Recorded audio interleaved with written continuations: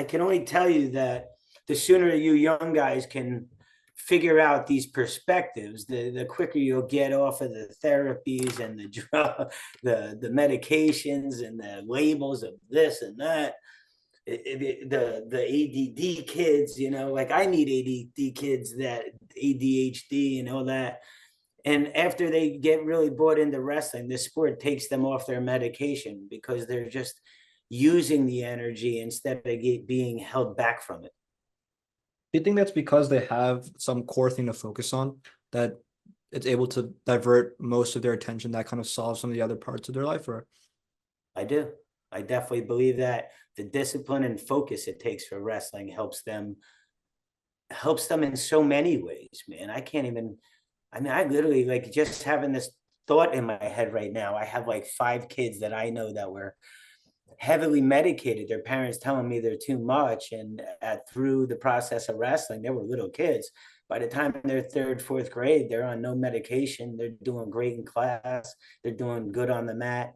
They're paying attention. You're not calling them by their name every day, it's amazing how it happens. And the parents will comment about it, man. The parents will comment yeah, to me about it.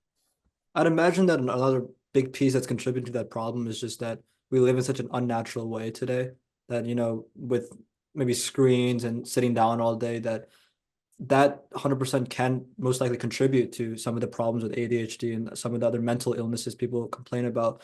But, obviously wrestling puts you in a more disciplined state, but it also puts you in more of a primal state, right? You're kind of using your body the way it was meant to be used. And do you think that also contributes to this piece as well? I do. And now I'll give you the other thing. With my nonprofit, I just became a vendor for special needs. And there's Down syndrome kids that are interested in wrestling in a format that works for their system. And I had a young man come in last week as a trial with the state, and I showed them what I had in mind for the program for these kids, and it was all wrestling related.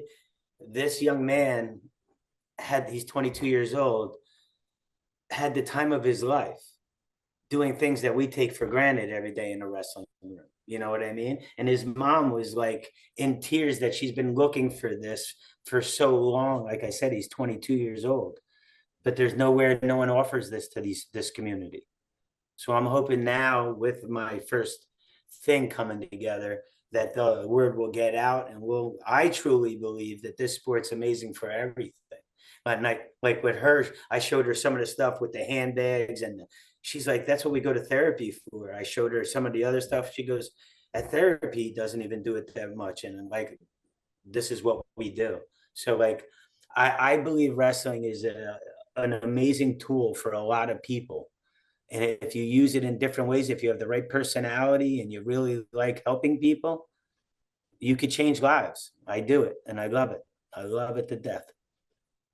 Yeah, 100% agree with that. Now, I've never had like severe issues with like mental health or anything like that. I've relatively been fine. But despite that, I think if I compare the years prior to wrestling to now, I think your whole mental state is just different. Like it feels completely different. Like things that would slightly bother me here and there, I think that now they're just gone. Like little things that used to bother you on a day to day, whether it's like small problems or things people say, that I think it's just so much better for your mental state. And also it kind of helps you find peace, I've realized. Now, would you say that it's helped you in some similar way with your mental state? Like maybe if you compare times, I know you've probably been there's probably been a period of time where you've gone long without wrestling, right? If you compare that to times when you're like always wrestling, like always working with the kids at Elite, would you say there's a difference between how you observe your mental state during these different times, or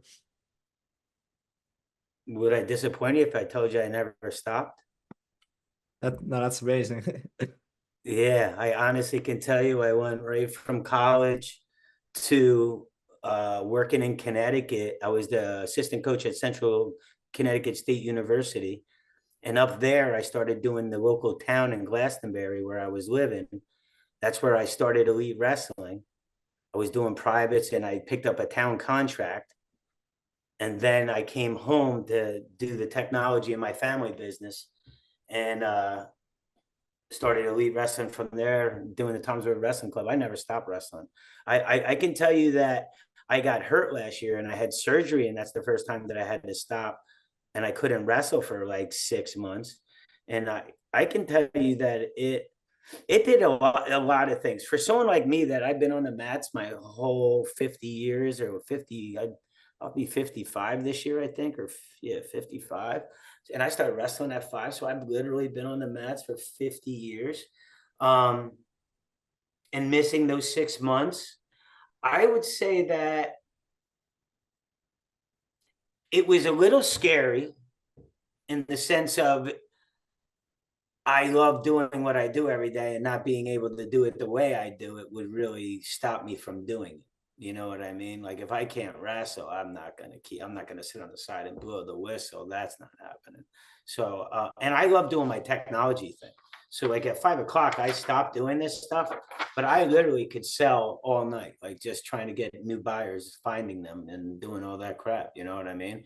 But the wrestling is that balance perspective part that I tell you about. So all of that and a bag of nuts is really why I guess wrestling is so important to me. The mental state, like you're talking about, physical state that it helps me with being at this age and, you know, feeling like I do.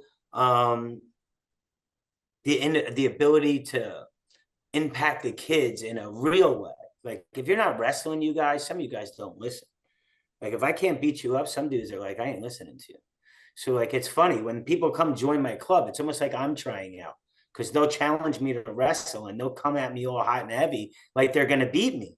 And then I put them in their place for a second, and then they get all like weird. And I'm like, yo, if you just took me down and put me on my back, would you be coming to my club? You know? And they're like, yeah, I guess not. I'm like, yeah, man. I said, I'll help you now. I just have to show you. Like, so like not being able to do that, you know what I mean? All of a sudden now they listen to that same kid is like, hey, how do you do this? Hey, how you do that?